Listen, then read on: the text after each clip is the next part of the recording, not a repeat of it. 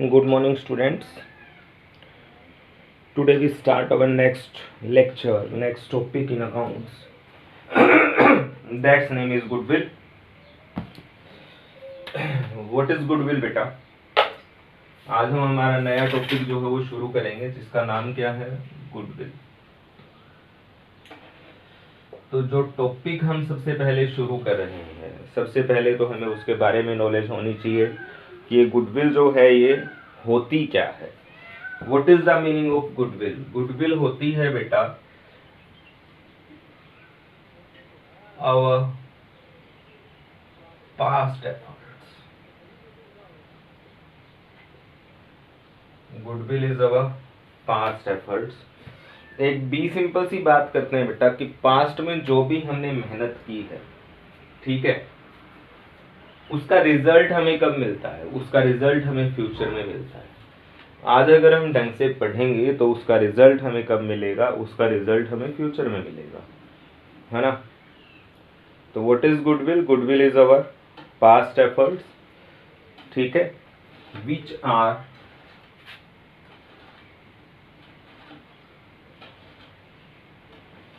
Beneficial in future, जिसका benefit हमें कब मिलने वाला है? फ्यूचर में मिलने वाला है। गुडविल क्या है? Goodwill is our past efforts which are beneficial in future, ठीक है ना। क्या बेनिफिट मिलेगा बेटा? बेनिफिट ये मिलेगा कि our profit is greater than other similar firms, कि हमारा जो प्रॉफिट होगा वो अदर सिमिलर फर्म्स से ज्यादा होगा, ठीक है ना। कि सेम बिजनेस है, सेम कैपिटल लगा रखी है, फिर भी हमारा प्रॉफिट उन फर्म से ज्यादा है, तो उसका रीजन क्या है? उसका रीजन है बेटा गुडविल। ओके, अब एग्जैक्ट मीनिंग हमने आपको बता दिया वैसे गुडविल क्या होती है। चलो अब इस टॉपिक को थोड़ा सा अच्छे ढंग से समझ लेते हैं कि इसका ट्रीटमेंट कैसे होता है, कैसे इसको कैलकुलेट किया जाता है, वो सारी चीजें। तो मैं आपको विद एग्जांपल्स बताता हूँ बेटा, एक स्टोरी से आपके बहुत अच्छे ढंग से समझ में आ जाएगा। सबसे पहली बात हम डिस्कस करते हैं गुडविल अकाउंट। ये क्या होता है? ध्यान से सुनना बेटा, बड़े अच्छे ढंग से समझ में आएगा। गुडविल क्यों लिखते हैं, कैसे लिखते हैं। बुक्स में सिर्फ वही गुडविल लिखी जाती है बेटा जी जो हमने परचेज की है, जिसके हमने पैसे दिए, वही गुडविल हम बुक्स में लिख सकते हैं। जो गुडविल हमने खुद ने बनाई है वो गुडविल बुक्स में नहीं लिखी जाती है। फिर भी कभी कभी हम क्या करते हैं बेटा, फ्रॉड करने के लिए गुडविल ले देते हैं। देखिए कैसे। Here you have assets and here you have liabilities. कैसे होता है वो पूरा टॉपिक आपके समझ में आ जाएगा। असेट्स में आपकी cash, bank, land, building, plant, और लाइबिलिटी में आपका bank loan, creditor, bills payable, capital, इतना ही लिख देते हैं। Cash, here is your amount.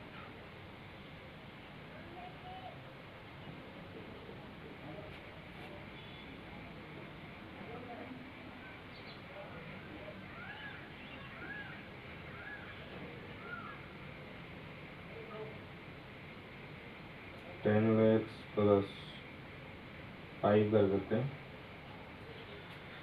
यहाँ पे बैंक लोन कर देते हैं बेटा 1 लाख का, क्रेडिटर भी कर देते हैं 1 लाख के, है ना। बीपी कर देते हैं आपका, कितने बन रहे हैं बेटा ये? 3 लाख का, दो पार्टनर हैं आपके, एक ए है एक बी है, दोनों ने इक्वल इक्वल कैपिटल लगाई है, 5 इसने लगाई है 5 इसने लगाई है, then that is your capital.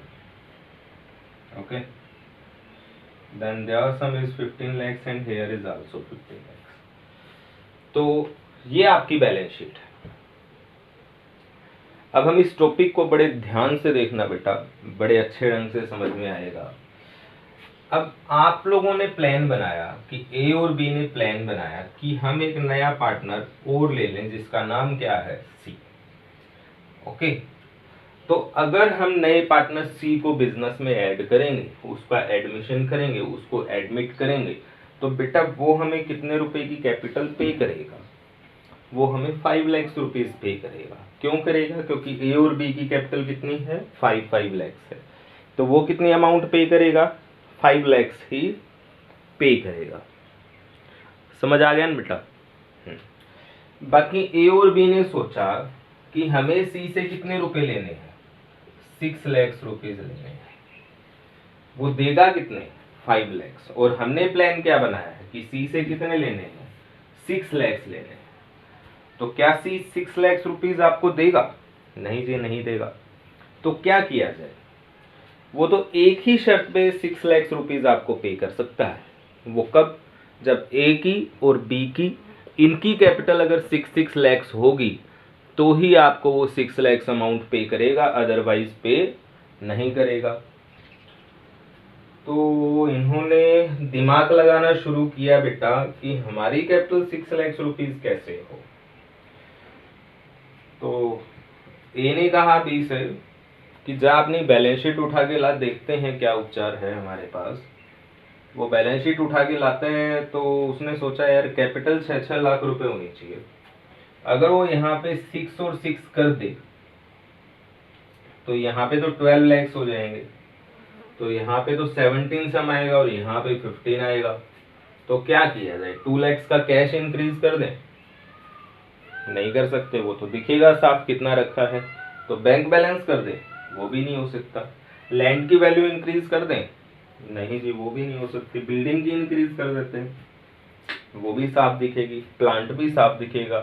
तो इन्होंने क्या कहा कि हम हमारी कैपिटल को 6 lakhs रुपीज करके, यानी कि यहाँ पे 12 lakhs करके और यहाँ पे 2 lakhs रुपीज की गुडविल ले देते हैं। ठीक है बेटा, अब जाके आपको सी कितने अमाउंट पे करेगा?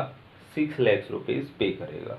ठीक है, इन्होंने क्या किया? इन्होंने गुडविल लिख दी बेटा 2 lakhs की, और वो अपनी अपनी कैपिटल में ऐड कर ली ए और बी में। अगर इनकी ओल्ड रेशियो हम 1:1 माने तो इक्वली ऐड हुई ए और बी के अकाउंट में। ठीक है, तो व्हाट इज द एंट्री? इसको बोलते हैं बेटा गुडविल रेज। इसको क्या बोलते हैं? इसको बोलते हैं गुडविल रेज करना। ओके, कैसे किया? Goodwill is your assets and assets always debit to A's capital and to B's capital. Okay, the amount is goodwill की आपने लिखी 2 lakhs, ए की कैपिटल में लिखे 1 और बी की कैपिटल में भी लिखे 1। ओके, गुडविल रेज आपने कर दी। किसने की बेटा रेज? ओल्ड पार्टनर्स ने। तो अब फिर नया पार्टनर आया कौन?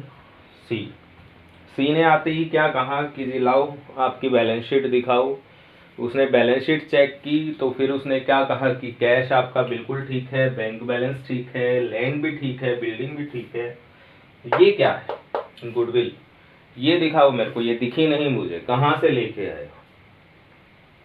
तो फिर रिजल्ट क्या आएगा बेटा? जब गुडविल है ही नहीं तो दिखाएंगे कहाँ से? नहीं दिखा सकते। जब गुडविल नाम की कोई चीज ही नहीं है तो वो दिखाएंगे कहाँ से? That is only like a fraud.